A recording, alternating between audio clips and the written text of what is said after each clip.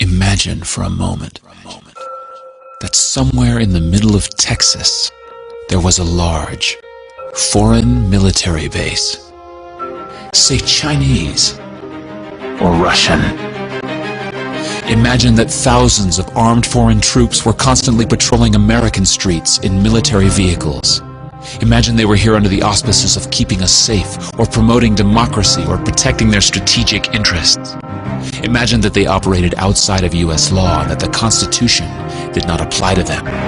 Imagine that every now and then they made mistakes or acted on bad information and accidentally killed or terrorized innocent Americans, including women and children, most of the time with little or no repercussions or consequences. Imagine that they set up checkpoints on our soil and routinely searched and ransacked entire neighborhoods of homes. Imagine if Americans were fearful of these foreign troops and overwhelmingly thought America would be better off without their presence.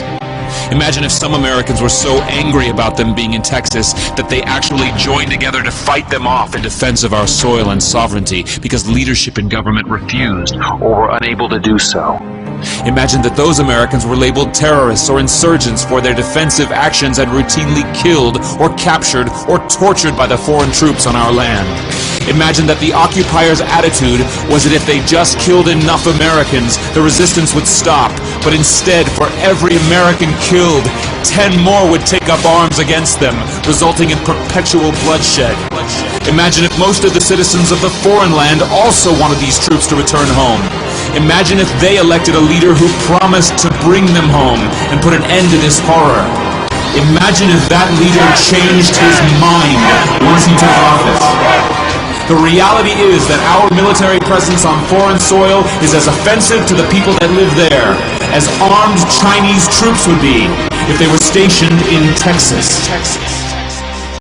Shutting down military bases and ceasing to deal with other nations with threats and violence is not isolationism. It is the opposite. Opening ourselves up to friendship, honest trade, and diplomacy is the foreign policy of peace and prosperity. It is the only foreign policy that will not bankrupt us in the short order, as our current actions most definitely will.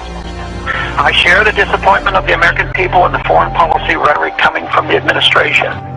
The sad thing is, our foreign policy will change eventually, as Rome's did, when all budgetary and monetary tricks to fund it are exhausted.